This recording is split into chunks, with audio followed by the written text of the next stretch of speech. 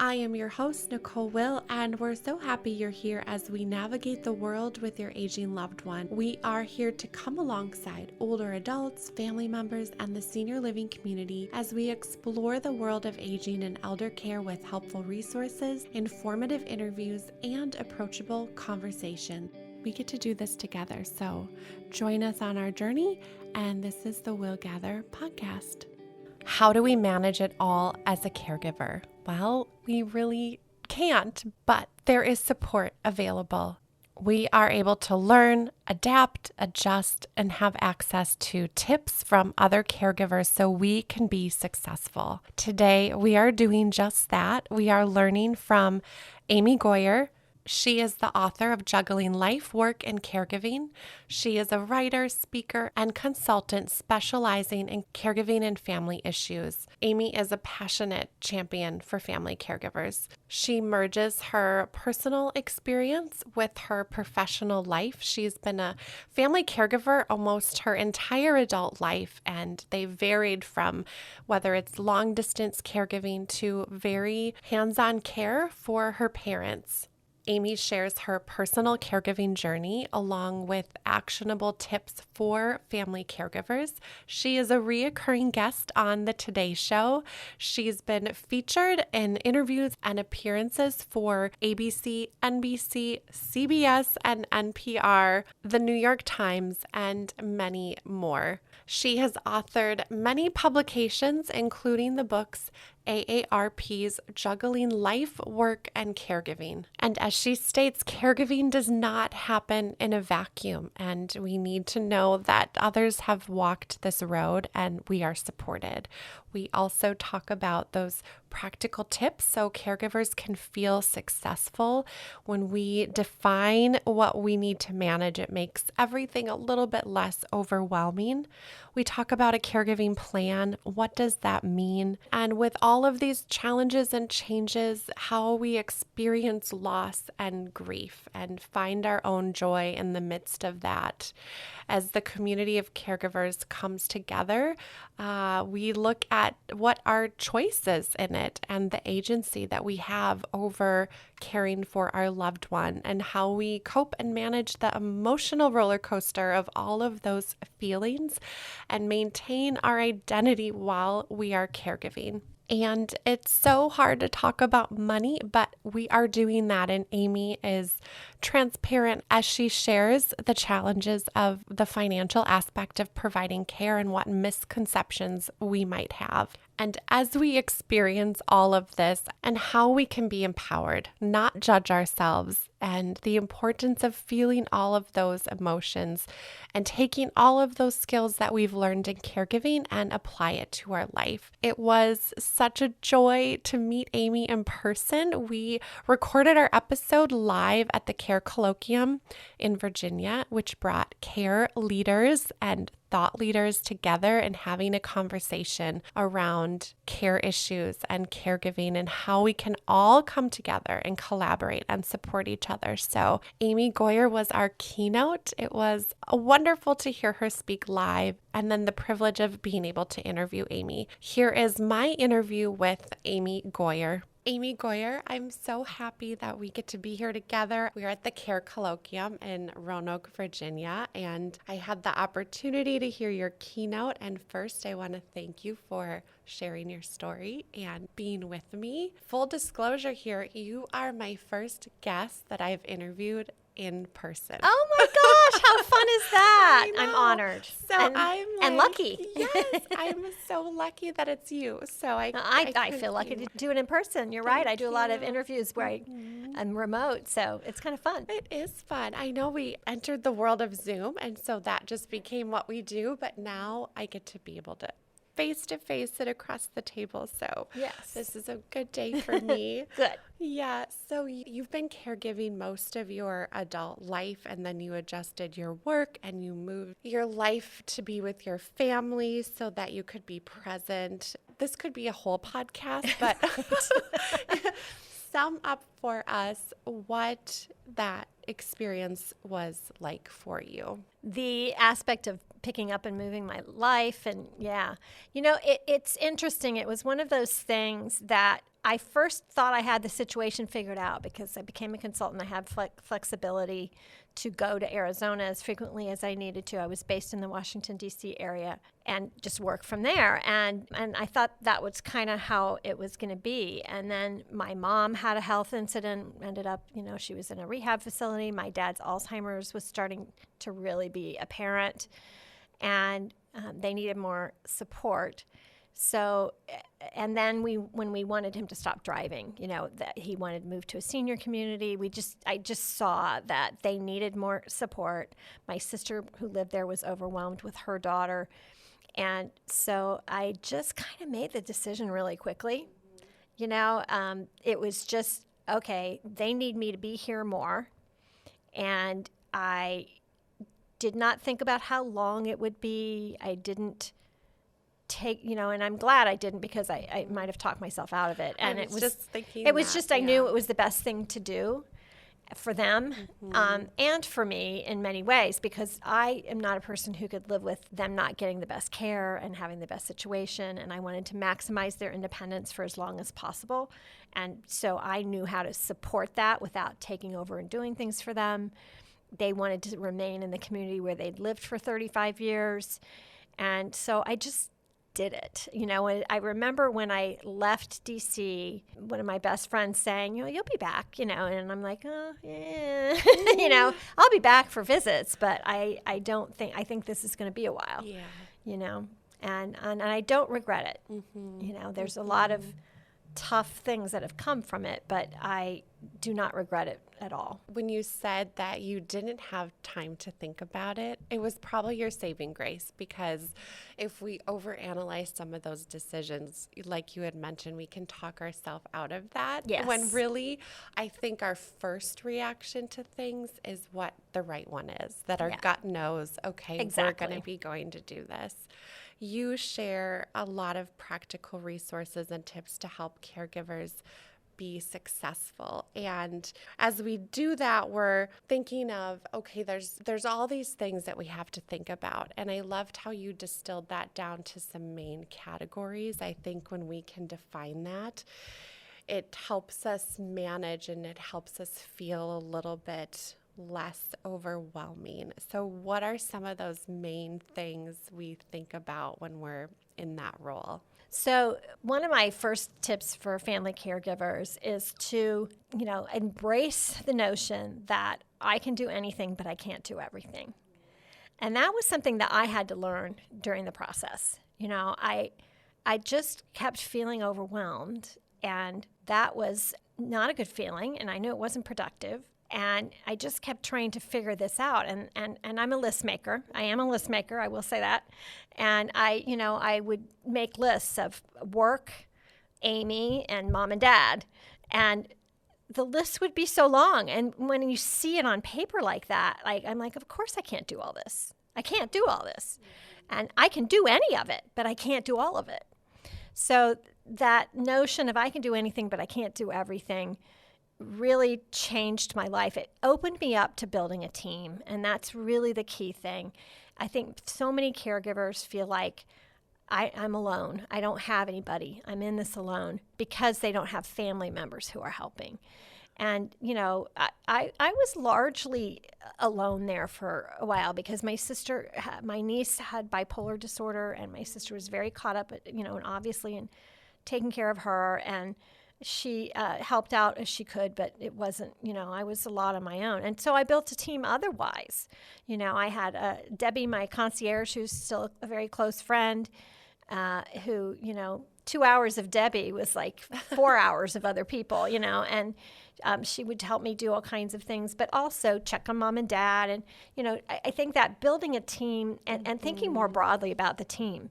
So the area agency on aging is part of your team. Your neighbor is part of your team. My mom's hairstylist was part of the team. He would come and get her on Fridays if I was out of town and couldn't bring them. Or he'd send his daughter. And she'd been doing mom's hair for 35 years. He was part of the family. And but I relied on him. And I knew he was somebody who lived in the area, and I could call if I needed help too. So, there's one of the stories I like to tell is the grocery store where my parents had shopped all those years.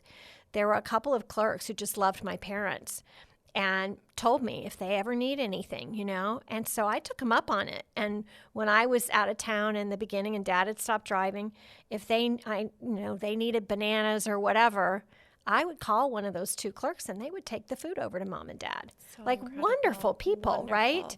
And so, you have to be open to that and that it's okay to have help.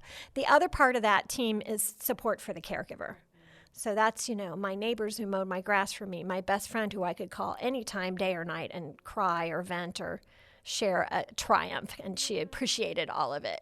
So all of that team is so much more broad, and I do talk about it a lot in my presentations because I think we all have to broaden our idea of what that team is. Right, and be open to all of those possibilities. Like you had said, the hairstylist, that I know for my grandma, that was her one non-negotiable, the thing that had to happen every week. Yes. They built that close relationship. They become a part of your family. And so looking at it, I love that you are challenging us to think of what else around and who else around us could be a part of that team. And to think of them as part of the team. I think, when you make a list of all these people and you look at it, it feels a whole lot better like you've got a safety net than if you're just thinking of, my sister isn't helping or my dad is, whatever. I think if you think more broadly, it feels better. And that mindset, which brings me to another one of my tips, is about your mindset. You really need to think about how I am approaching this caregiving situation. And if I feel supported, I'm going to come through this better. So what do I need to feel supported? Ability to realize that you choose to care. You'll see surveys that ask, did you feel like you had a choice? Because sometimes that how they answer that question affects how they do with all of the other questions. And the bottom line is that everything is a choice. You have a choice, and there are many people who do not step up and do it. So if you have the mindset that what you're doing is important, I choose to do this, I'm not a victim in this, I don't choose the situation, I don't choose the disease, but I do choose to do my best. And your mindset about what success is, that being there and doing your best is success. I think that made a huge difference for me when I embraced that notion. And then the other one that I talked about, which I think resonated with you, is filling our tanks. So we can't run on empty. And we know this. Caregivers don't really need someone to tell them they need to take care of themselves. They need to tell someone to help them figure out how to do that. And the way that it worked for me was I thought about the analogy of the oxygen mask, where you should put it on yourself before the crane, when the plane's going down. But that didn't work for me because that the plane is going down. Right. Like that's happened. And caregiving goes on and on and on and on. Mm-hmm. And so I needed to do something on an ongoing basis. And someone said to me today, and where does that oxygen come from? Right? So we have to find things just like our cars. They can't run on empty, and neither can we. And I realized when I almost ran out of gas one time and filled my car up, that as I pulled out of the gas station, I noticed that the car ran better on a full tank of gas, which makes sense when you think about it, but I just hadn't thought of it that way. And that I expected myself to be on empty all the time, barely on fumes, but be very efficient and, just as efficient as if my tank was full. And so it became very practical for me. It became a practical manner to do things on a regular basis to fill my tank. Quick things, premium fill-ups, like going out to dinner with my parents or visit with my boyfriend, or my Pilates once a week that I did. And then, the tune-ups when you aren't caring for anyone. And that doesn't mean, you're not going to take care of your husband because you're going to go take care of your grandkids for a week. That's different. You're still taking care of someone. You still need that time when it's just you taking care of you.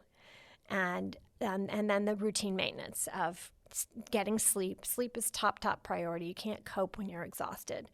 And then your doctor's appointments and eating well. And I think don't you think we all have certain things that are routine maintenance for us? Yes.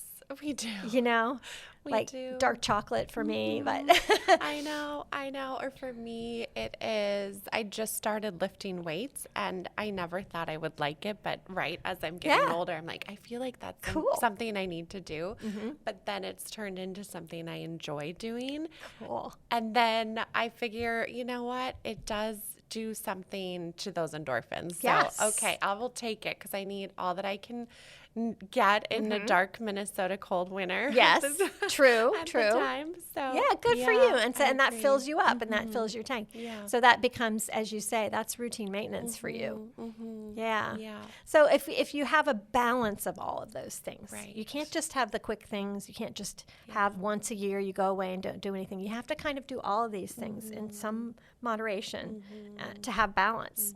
And that keeps you fueled to keep going through it. And it ties back to, I love that you talked about how we have agency and choice in what we're doing. And if we shift our mindset to that and not that the victimhood, and I know that sometimes we do feel like, oh, I'm in a situation that I don't have a lot of control over. But when we shift that to like, I have agency, I've got control, we also can use that in how we care for ourselves. Within that, I'm now choosing to fill up my tank. I'm going to choose to do those things that bring me joy.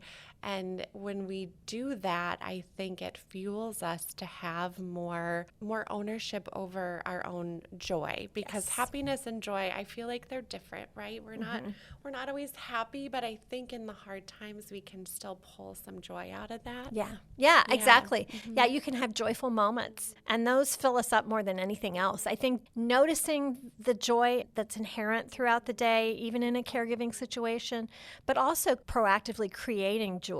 I think those are our greatest survival skills because they fill us up more than anything. You know, I could have a moment when my dad says my name when he hadn't said it for so long, and that, you know, I can run on that for weeks. You know, that fills me up so much. And you can have going dancing or whatever it is for you that it just creates joy. Yeah.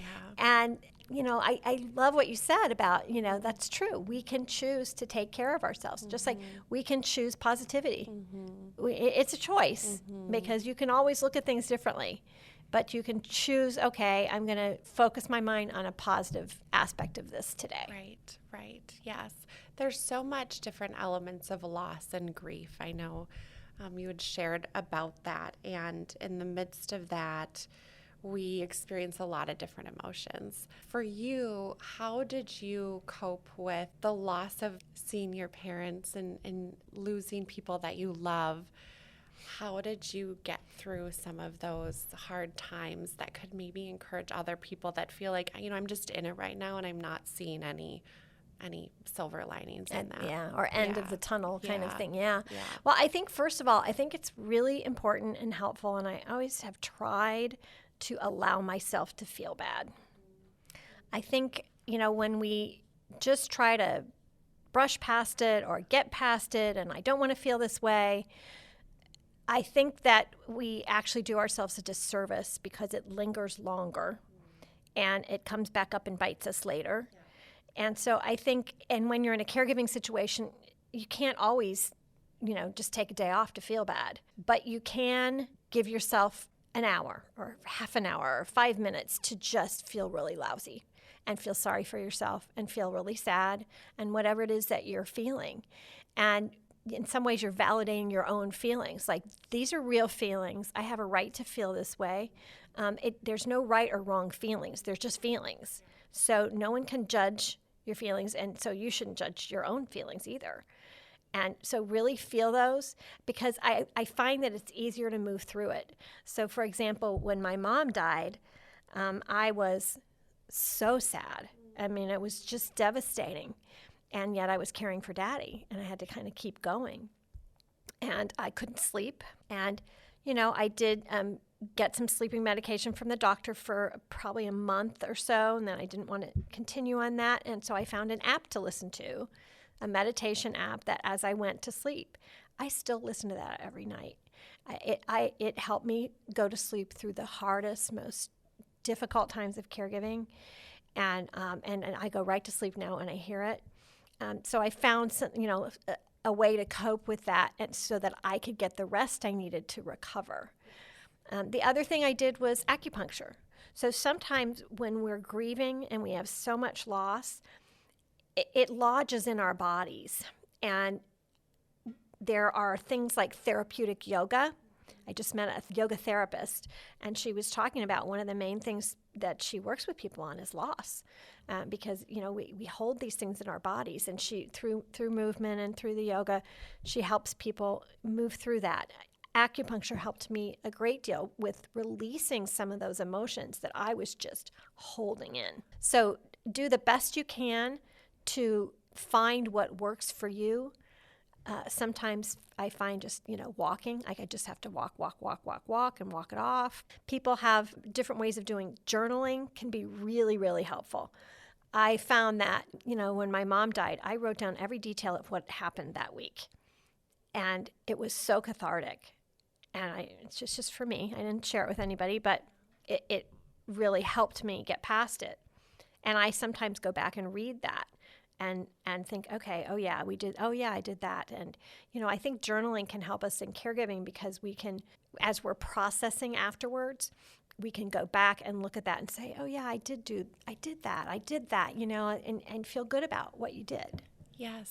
And I think too, sometimes when we practice just getting out of what's in our head onto paper and releasing that a little bit, it just gives us that therapeutic way of sometimes just saying it or writing it out causes us to think about things differently or release it and letting it go. When you were talking about the yoga, I have taken classes, and that was a big part of my life for many years. And I would find I would tear up in some classes. Yes, that definitely. your body releases things that you don't even know was there, and the importance of being able to just feel it. I like that you say, don't judge yourself, give yourself permission to feel all of the things, and then have it work through and be able to release it. It's just really important. Yeah. And you can't really, it doesn't mean that it's going to erase your grief. Grief is something that you may carry with you in some level the rest of your life, but it makes it easier to live with it and to process it. And I think that finding your way to joy again and feeling joy without feeling guilty about it, it can be kind of hard after an intensive caregiving experience, but that that keeps you going. You've learned that skill. Right. So use the skills that you've learned while you're caregiving to apply to your life. I mean, really, that whole thing about filling your tank that I learned, I realized when I stopped caregiving, I kind of stopped doing that. I wasn't intentionally doing things to fill myself up. And I really crashed. And I crashed partially because, I was just exhausted and everything. But at the same time, I finally came to, I've got to keep doing that. Yeah. This is a life lesson. It's not just how to get through caregiving. Right. And there was something I was reading about how when we don't always feel prepared to do things, right, when we've never done them before.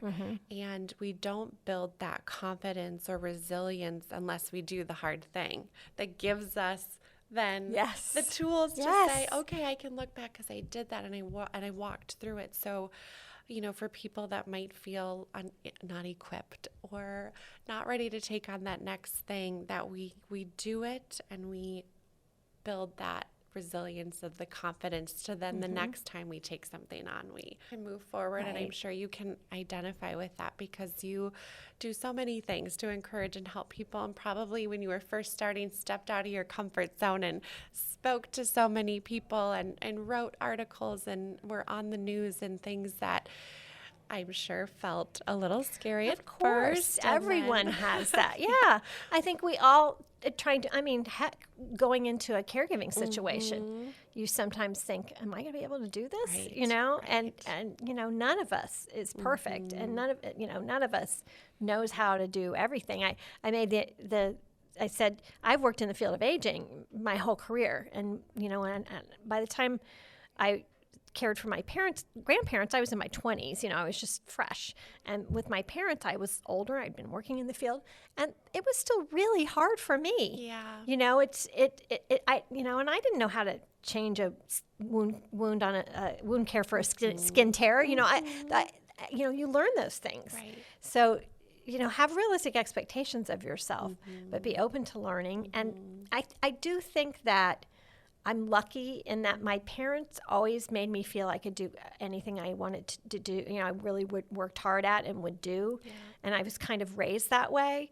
So that did give me a certain amount of confidence, but I think I had more confidence because of working in the field of aging.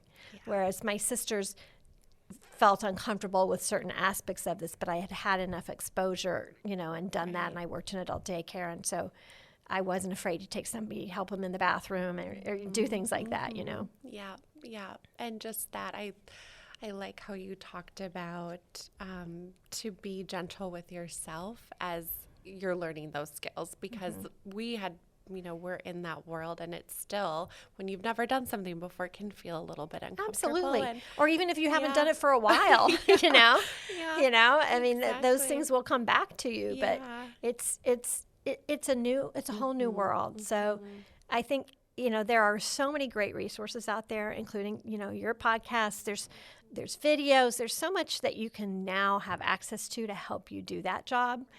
When I was caring for my grandparents, none of that was really, it was very rare to have any kind of specific support for the caregiver. We're fortunate to be caregiving in these times. And of course, there can always be more, and we need more, but take advantage of what's available to you. Yeah. I agree with that. I know when my grandma lived with us, it was no one we knew had a grandparent that lived with them or that they took care of, that I knew of in my circle. I'm sure it was obviously happening, but it was such a new thing. I mean, this was 25 years ago. And so it wasn't a conversation that we were really having. Other conversations that we're not really having because it's uncomfortable and it's hard to talk about money, but it's a big piece. And a lot of what I hear from families is the biggest challenge, and it's scary. How are we going to pay for this? All of that. And you shared with us about financial devastation for families and what that can look like. And how do we overcome some of those misperceptions? What are those misperceptions people might have? And then what can we do to address that and start to kind of tackle that piece of it? Yes. I think, there's so many misperceptions about what support is available, starting with there are still people who sometimes think, Medicare is going to pay for everything when I get older. They don't even think they need that. And, that's been a discussion my entire career, that we have to educate people about that, and they have to also save, and they need a pension, or say Social Security is not going to be enough to live on. And so there's still those basic misperceptions about it. And then I think there are a lot of people who are just don't want to think about it, and so they don't want to plan because they don't see that there's anything they can do, because they're just not going to have it. You know what I mean? And I think it's much better to try and get some ideas of what costs are. So, for example, if you have a plan, if you have a child you're going to move in with and they agree with that, or if you have, whatever your situation is, then, you've planned for that. But so many people don't plan. And so they are suddenly in a situation where they have a fall and they need help, and who's going to care for them? I have a friend who I just was talking to yesterday, and she's just gone through a big health crisis. And, she's in her 50s still, I think. And, but she lives alone and she doesn't have children. And she's had to call on friends and people to help her. Now, she's a helper. She's worked in the field of aging as well. And of course, she's helping other people. And it was really hard for her to ask for help, somebody to drive her somewhere or go to the grocery store or that type of thing.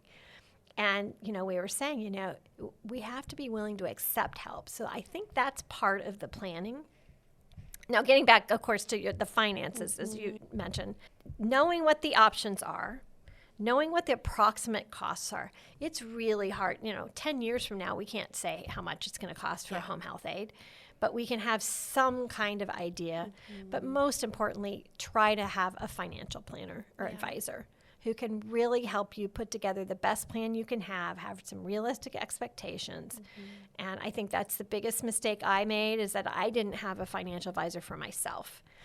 Had one for my parents, and I was very careful with their money, but I just took everything else on, because I was the one in the family who had the ability to do that. But in the end, clearly I didn't have the ability to do it, but I did it anyway, and ended up with so much credit card debt because of high interest. And even when I wasn't using the credit cards, it was just growing, because then I was trying not to get behind. So I was not charging more, but I was paying minimums because I needed the cash to live on. It's just, it becomes a real conundrum. And, I'm an intelligent person. I'm a well-educated person. It's not really about that. I know that it's bad to pay the minimum on your credit card, but that's all I could do. I was just doing the best I could. Yeah. But I think if I had a financial advisor, planner, counselor who had really sat down with me from the beginning of the caregiving experience, I maybe could have avoided some of that. Right. And, you think, okay, I don't want to spend $500, $1,000 on that, and I don't have the money. But in the end, it would have saved me a lot, probably. Yeah. And it's so true when we're so focused on, okay, mom and dad, we've got to make sure that everything is aligned with what they're doing. And we're just stepping in and we're getting by. And so the call to think about that right away, I think, is really helpful, because people need that permission to go, you know what, just because I need to call in some help and get that support, it doesn't mean that I'm lacking in all of my skills and abilities. It just means that we want to be set up for success right away. So yes, that's really and you helpful. do the best you can. Yeah. And the government supports can be great, but the biggest problem is that we have the poorest poor have some supports. The richest wealthy have enough money to deal with it, and the people in the middle are the ones who are really, really struggling, because they plan, they think they've done okay, and then it's not enough. Right. And the majority of us are in that middle, and so there's got to be a way that we can start to combat that. I think that there's more and more conversation around how are we going to pay for care, how are we going to support this aging. So thank you for continuing to bring awareness to that. I think we've always been told, don't ask what anyone makes, or, let's not talk about money. But the more we do that and offer that transparency, it gives other people permission to say, yeah, actually, I need some help here. I need support, and I'm, wanting to do that. Right. Yeah. And I and that is why I choose to talk about my financial situation, because we talked about our whole caregiving journey. My parents, we decided that we were going to talk about it to help others. My parents were both educators, so they were all in favor of that. And I just honor them and continue that, because I talk to so many caregivers, and when you talk one-on-one with someone, they'll say, I spoke at an event, and I talked about the fact that I'd been through bankruptcy, and a woman came up to me and she said, we did too. Her husband was a military veteran who had been injured. She said, we had to go through bankruptcy, but I've never told anybody. Nobody. And she said, thank you for saying that, so I feel like I can tell you, and that maybe, I'm not so ashamed. And that really is a hard thing, because it's very humiliating. You do feel shame, and you feel despair. I mean, it's just, you do everything you can to avoid that. But at the same time, I do not regret taking care of my parents, and so I have to keep going back to that. What I regret is not getting better support financially, in terms of advice. And think of all the people that now will maybe make those different choices because you are choosing to share that story. I hope so. And even, I did that interview for the Wall Street Journal about this, and in the comments, there were a lot of nasty, mean comments and people, and a lot of misperceptions. And why didn't they go on Medicaid? Well, not everybody qualifies for Medicaid. Right. And, but I had a couple who actually asked me questions. And one man who had, sent an email and said, Medicaid, blah, blah, blah. And I explained, Medicaid and the veterans benefits and everything. And he said, I apologize for judging you and jumping to the conclusion. I've learned something here. And that made it all worthwhile for me, because I thought, if he's one, maybe there are others, he's like, I'm going to have to rethink some things with my parents. And, so I think just, again, we have to educate everyone. So important. So important. There's so much when we learn about ourselves after the caregiving journey that we have, and we grieve the loss of the role that we played. We're not only grieving the people that we've lost. You shared about that this morning. How do we move forward? I want to end on a high note for people that might be in that. So like validating where we're at, and that can take years, and grief is cyclical and it's not linear. Mm-hmm. How do we get through that? What's the hope? And is there support for people that they've gone through that caregiving journey and now they're on the other side? Yes, I think I was just chatting with someone earlier about that her mother has been caregiving, and she's kind of struggling, and she doesn't know how to help support her mother because her mom is, and the truth is, we're grieving the loss of a loved one, and we're grieving the role that we've played, because it's become a huge part of our lives. And we have direction, we have grounding. I describe it as feeling untethered, like I'm just free falling, all of a sudden, because you have this, you figure it out, and do your life, and you wrap it all around that, and then suddenly it's just gone. And so my encouragement for people is that to, again, as I say, validate and allow your feelings, and don't push yourself. You have to feel what you have to feel. But allow those cracks of joy to come in, just a little crack. And then that sunshine comes shining into your heart. And little by little, it gets bigger and bigger. And, I think the vast majority of family caregivers do look back and say, overall, it was a positive experience. So look back. Look at your journaling. Look at your notes. Think about the things that you did. And focus on what you did do, because really being a successful caregiver is just doing your best and being there. None of us are perfect at this. We all drop the ball. We all make a decision and then look back and think, why did I do that? We all have that. But I look back and I think I was there, and I did my best, and I was there for my loved ones as best as I could be. And it may not have been as good as I would have liked to have been. I would have liked to have had much more energy and time to care for my sister. But I had my parents, and, but I did do my best. I really did. And so hang on to that. See yourself as a success, because you are, you've done this.